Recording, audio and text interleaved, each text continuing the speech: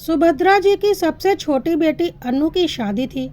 अभी पिछले साल ही सुभद्रा जी ने अपने बेटे गौरव की शादी अंजलि के साथ की थी और उनकी सबसे बड़ी बेटी नेहा की शादी आज से 10 साल पहले ही हो चुकी थी।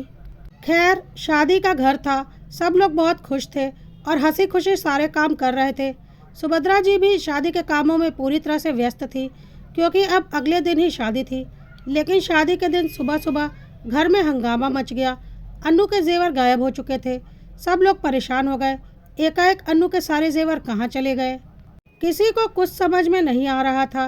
घर में काफ़ी रिश्तेदार आए हुए थे, लेकिन जेवर तो सुभद्रा जी ने खुद अपनी अलमारी में संभाल कर रखे थे और उनकी अलमारी की चाबी उनके पास ही रहती थी। ऐसे में वह कैसे किसी के ऊपर इल्ज़ाम लगा देती? लेकिन बहुत बड़ी बात थी। रात को शादी थी और दिन में दुल्हन के जेवर गायब हैं। किसी को कुछ समझ में नहीं आ रहा था कि क्या किया जाए।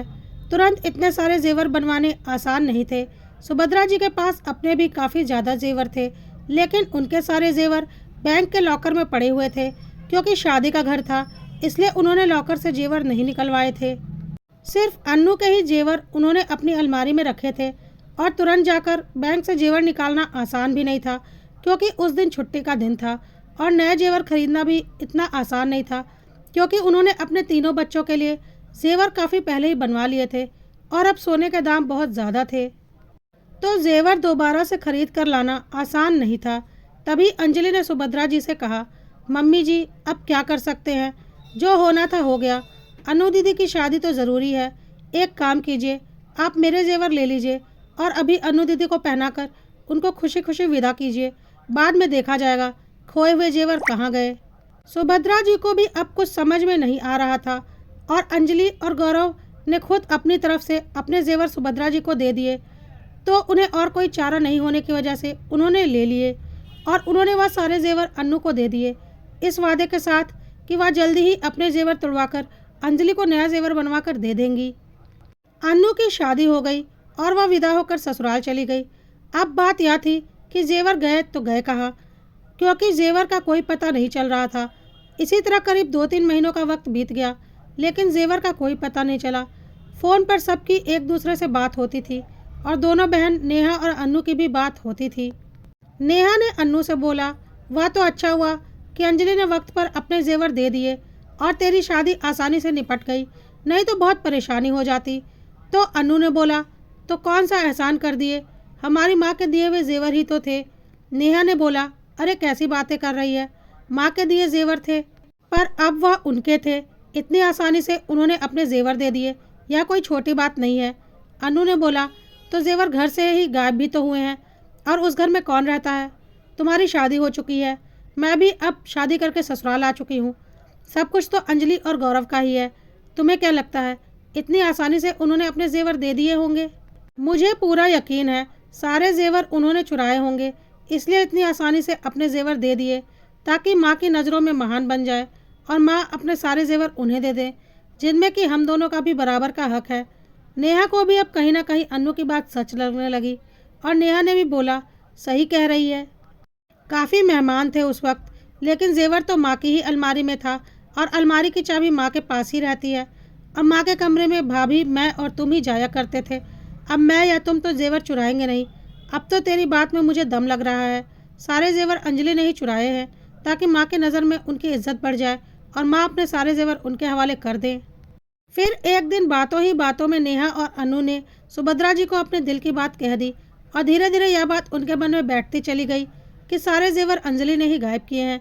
इधर अन्नू की शादी को लगभग 3 महीने बीत चुके थे।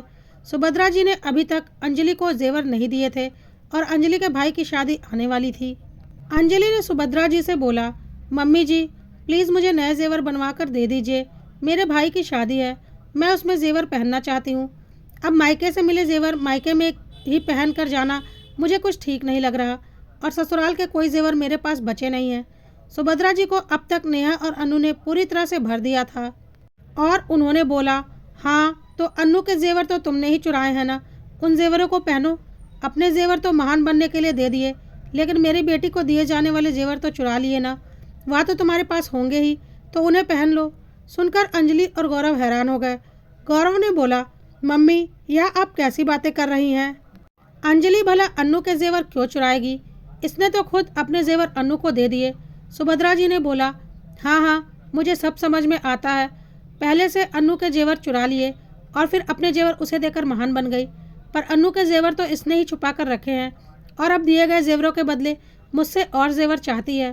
कान खोलकर सुन लो, मेरे जेवरों पर मेरे तीनों बच्चों का बराबर का हक है।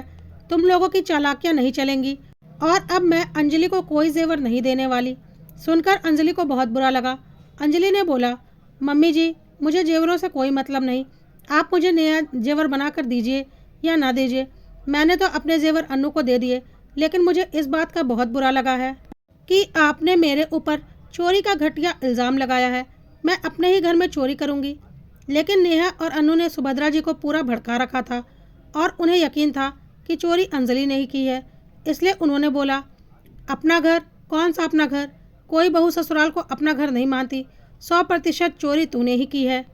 अब तो अंजलि को भी गुस्सा आ गया और उसने बोल दिया, मम्मी, आप इतना घटिया इल्ज़ाम मेरे ऊपर नहीं लगा सकती। मैं क्यों चोरी करूंगी? मुझे किस बात की कमी है? लेकिन आज ही सुबह सुबह नेहा ने सुभद्रा जी को अच्छे से भड़का रखा था और सुभद्रा जी ने बोला, नेहा बिल्कुल ठीक कहती है, चोरी तूने ही की है। और गुस्से में अंजलि ने भी बोल दिया, मम्मी जी, मैंने कोई चोरी नहीं की।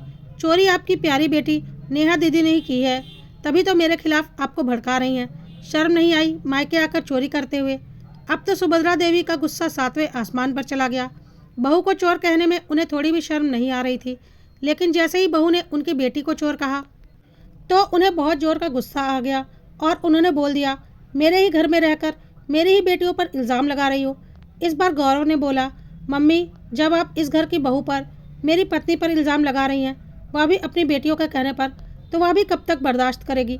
लेकिन सुभद्रा देवी को नेहा और अन्नू ने इतना भरा था कि उन्हें अंजलि और गौरव हर तरह से मक्कार और शातिर ही दिख रहे थे और उन्होंने साफ साफ बोल दिया, मैं कोई इल्ज़ाम नहीं लगा रही हूँ। तेरी बीवी चोर है और उसने ही चोरी की है। और अंजलि भी यह कहते हुए वहाँ से चली गई। देख लो, यह है भलाई का फल। वक्त पर अपने जेवर देकर घर की इज्जत बचाई और आज यह मुझे ही चोर साबित कर रही हैं। उस दिन के बाद से सुभद्रा जी और उनके बेटे बहू के रिश्ते में एक दरार सी आ गई थी। अब अंजलि बस चुपचाप अपने काम करती और अपने कमरे में ही रहती। वह सुभद्रा जी से बात भी नहीं करती थी और ना ही सुभद्रा जी उससे बात करने की कोशिश करती थी। गौरव माँ और पत्नी के बीच में पिस चुका था, लेकिन उसे पता था यहाँ पर उसकी माँ गलत है। अंजलि ने कोई जेवर नहीं चुराया है, क्योंकि अंजलि को किसी बात की कोई कमी नहीं है और ना ही उसका स्वभाव ऐसा है। लेकिन माँ के ऐसे इल्ज़ाम की वजह से वह बहुत दुखी था। इसी तरह से लगभग 2 साल का वक्त बीत गया। जेवर किसने चुराया किसी को पता नहीं था। 2 साल के बाद करवा चौथ के दिन सब ने अपने अपने फ़ोटो अपने स्टेटस में लगा रखे थे और उन फोटो में सुभद्रा जी ने कुछ ऐसा देखा कि उन्हें समझ में आ गया जेवर किसने चुराए हैं और उन्होंने अपनी दोनों बेटियों को मायके बुलाया। अन्नू और नेहा कुछ दिन के बाद मायके आ चुकी थी। अंजलि तो वैसे भी सुभद्रा जी से कोई खास बात नहीं करती थी, लेकिन अन्नू और नेहा के मायके आने पर सुभद्रा जी ने अंजलि को भी बुलाया और बोला, तुम तीनों मेरे पास एक साथ आओ। अंजलि ने बोला, अरे नहीं मम्मी जी, रहने दीजिए, कहीं मैंने आपकी बेटियों के जेवर चुरा लिए तो। सुभद्रा जी ने डांट कर बोला, चुपचाप यहाँ आओ, आज असली चोर जरूर पकड़ा जाएगा। अंजलि को भी जोर का गुस्सा आया और उसने भी ठान लिया था कि अगर आज किसी ने उसे कुछ भी बोला तो वह मुंह तोड़ जवाब देगी। और अंजलि वहां पर चली गई। फिर सुभद्रा जी ने एकाएक अन्नू को बहुत जोर का थप्पड़ लगाया और बोला, तेरे जेवर अंजलि ने चुराए थे ना? यही बोल बोल कर तूने हम सबके दिमाग में यह बात भर दी थी ना कि सारे जेवर अंजलि ने चुराया है। तो अन्नू ने बोला, हाँ, तो इसमें गलत क्या है और आप मुझे क्यों मार रही हो? सुभद्रा जी ने अन्नू को उसकी लगाई हुई फ़ोटो दिखाते हुए बोला, यह फ़ोटो देख रही हो? अन्नू ने बोला, हाँ, यह करवा चौथ की फ़ोटो है। सुभद्रा जी ने बोला, और इसके जेवर?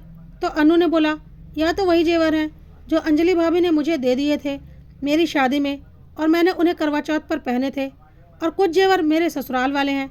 सुभद्रा जी ने बोला, वह सब तो ठीक है, और इन सारे जेवरों के डब्बे तेरे बेड पर पड़े हैं और जो कि फ़ोटो में साफ दिख रहे हैं, लेकिन मैं तुम लोगों को वह दिखाना चाहती हूँ जो फ़ोटो में साफ नहीं दिख रहा लेकिन है, जिस पर तुम लोगों का ध्यान नहीं गया।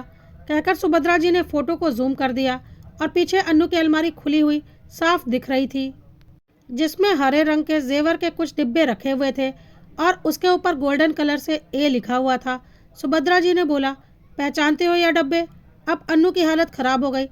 अब सुभद्रा जी ने आगे बोलना शुरू किया, मैंने अपने तीनों बच्चों के लिए बराबर बराबर जेवर बनवाए थे और जेवरों के डब्बा भी कस्टमाइज करवाया था। नेहा और अन्नू के लिए मैंने एक जैसे डिब्बे बनवाए थे हरे कलर के और उनके ऊपर गोल्डन कलर से एन और ए लिखवाया था, उनके नाम का पहला अक्षर। और बहू के लिए लाल रंग का डब्बा बनवाया था जिसमें सिल्वर कलर से ए लिखवाया था, बहू के नाम का पहला अक्षर। बहू के जेवरों का डब्बा तो अन्नू के बेड पर पड़ा है जो बहू ने खुद अन्नू को दिया था और उस पर ए लिखा हुआ है। लेकिन पीछे अलमारी में जो डब्बा पड़ा हुआ है वह ठीक वैसा ही डब्बा है जैसा मैंने अन्नू के लिए बनवाया था और नेहा के लिए भी बनवाया था, जो कि हरे रंग का है और उस डिब्बे में साफ ए लिखा हुआ दिख रहा है। और यह डब्बा मैंने खुद कस्टमाइज करवाया था और अन्नू के ससुराल से जो जेवर चढ़े थे वह मैरून कलर के डब्बे में थे। यह बात भी मुझे अच्छे से पता है। मुझे पता है फ़ोटो में यह वही डब्बा है जिसमें अन्नू के जेवर थे। एक एक चीज़ मैंने अपने हाथों से करवाई है तो मैं पहचानने में ऐसा धोखा नहीं खा सकती। यह वही जेवर हैं जो चोरी हो गए थे। अब अनु, तू साफ साफ बता, क्या जेवर तेरी अलमारी में क्या कर रहे हैं? अनु ने बोला, क्या माँ, कैसी बकवास कर रही हो? एक जैसे दो डब्बे नहीं हो सकते क्या? यह जेवर मुझे मेरे पति ने गिफ्ट किया है। जेवर के डब्बे देखकर तुम कैसे बोल सकती हो कि यह वही जेवर हैं जो चोरी हो गए थे? सुभद्रा जी ने बोला, मुझे पता था तू ऐसी ही कोई बात करेगी। और उन्होंने सबसे बोला, अभी तुरंत चलो अन्नू के ससुराल, मुझे देखना है उन डिब्बों के अंदर क्या है और कौन सा जेवर है। पागल हो गई हो क्या माँ? ऐसे कैसे सब लोग मेरे ससुराल जा सकते हैं, वह भी मेरे जेवर देखने के लिए? सुभद्रा देवी ने बोला, तो तू साफ साफ बता दे, क्योंकि मुझे पूरा यकीन है यह वही जेवर हैं जो मैंने तेरे लिए बनवाए थे। अगर तू यहाँ साफ साफ बता देगी तो तेरे ससुराल में तेरी इज्जत बच जाएगी। लेकिन अगर तूने अभी भी झूठ बोला तो मैं तेरे ससुराल जाकर तेरी अलमारी खोलकर वह जेवर जरूर देखूंगी और सारी बात वहीं पर होगी। सुभद्रा देवी काफ़ी गुस्से में थी। नेहा और अंजलि हैरान थे। अन्नू समझ गई थी अगर अब उसने झूठ बोला तो सुभद्रा देवी उसके ससुराल पहुंच जाएंगी और उसने सच सच सारी बात बोल दी। माँ, मुझे लालच आ गया था। मुझे लगा इस घर की सारी ज़मीन जायदाद, तुम लोगों की सारी प्रॉपर्टी तो भाई भाभी रखेंगे, तो कम से कम तुम्हारे सारे जेवर तो हमें मिलने चाहिए। इसलिए मैंने अपने जेवर छुपा कर रख लिए थे और भाभी के जेवर लेकर चली गई और फिर तुम लोगों को भी अच्छे से भड़का दिया ताकि सारा शक भाभी पर चला जाए और तुम अपने सारे जेवर अपनी दोनों बेटियों में बांट दो, ना कि भाभी को दो। आखिर बेटियों का भी तो कुछ हक होता है ना। अब सुभद्रा देवी ने एक और तमाचा अन्नू को लगाया और बोला, अच्छा, तुझे यहाँ की ज़मीन जायदाद दिख रही है जो तेरे भाई भाभी को मिल रही है, और तेरे ससुराल में क्या वहाँ ज़मीन जायदाद नहीं है? तेरी भिखारी घर में शादी की है क्या मैंने? नेहा को यकीन नहीं हो रहा था कि अन्नू ऐसी घटिया हरकत कर सकती है, क्योंकि नेहा के दिमाग में भी यह बात अन्नू ने ही कूट कूट कर भरी थी कि जेवर अंजलि ने चुराया है। अब सुभद्रा जी और नेहा अंजलि से नज़र मिलाने के लायक नहीं थे और सुभद्रा जी ने बोला, अंजलि बेटा, मेरी बेटी की गलती के लिए मैं तुझसे माफ़ी मांगती हूँ और उसकी बातों में आकर मैंने 2 साल तेरा बहुत अपमान किया है, उसके लिए भी मैं तुझसे माफ़ी मांगती हूँ। सच ही कहा है किसी ने, सास कभी बहू को अपनी बेटी नहीं मान सकती। मैंने अपनी बेटियों की बात तो तुरंत मान ली, लेकिन अपनी बहू की बात पर यकीन नहीं किया, जबकि गलत मेरी बेटी थी। अब इसने जो किया वह किया। जब तक मैं जिंदा हूँ तो उसके साथ रिश्ता निभा दूंगी, लेकिन तेरे ऊपर कोई ज़बरदस्ती नहीं है कि तू इसके साथ रिश्ते को आगे निभाए। इसने तेरे साथ जो किया है तुझे पूरा हक है इससे हर तरह का रिश्ता तोड़ने का। और हाँ, तुझे आज ही तेरे हक के सारे जेवर बनवा कर मिल जाएंगे और बाकी के बचे हुए मेरे जेवरों में से मेरी बेटी नेहा और तुझे आधे आधे बाद में मिल जाएंगे। उसमें अन्नू का कोई हिस्सा नहीं मिलेगा, क्योंकि उसने अपने हक के जेवर पहले ही चोरी करके ले लिए हैं और अपनी इज्जत भी अपने मायके में गंवा दी। कहकर सुभद्रा जी अपने कमरे में चली गई। अंजलि भी अन्नू को घूरते हुए चुपचाप अपने कमरे में चली गई।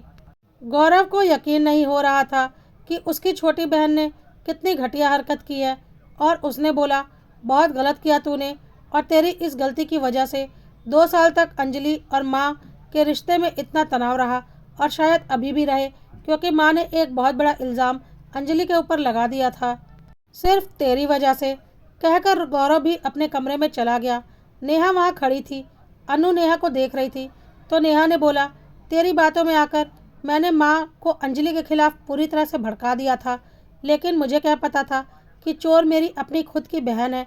तेरे चक्कर में रही तो मेरा मायका भी हमेशा के लिए ख़त्म हो जाएगा। कितनी घटिया हरकत की है तूने, और ऐसा करने से पहले एक बार सोचा तो होता, कहकर नेहा भी वहाँ से चली गई। अनु को आज अपने किए पर बहुत पछतावा हो रहा था और वह चुपचाप अपने ससुराल की ओर चली गई, क्योंकि उसे पता था अब मायके में उसकी कोई इज्जत नहीं रह गई है।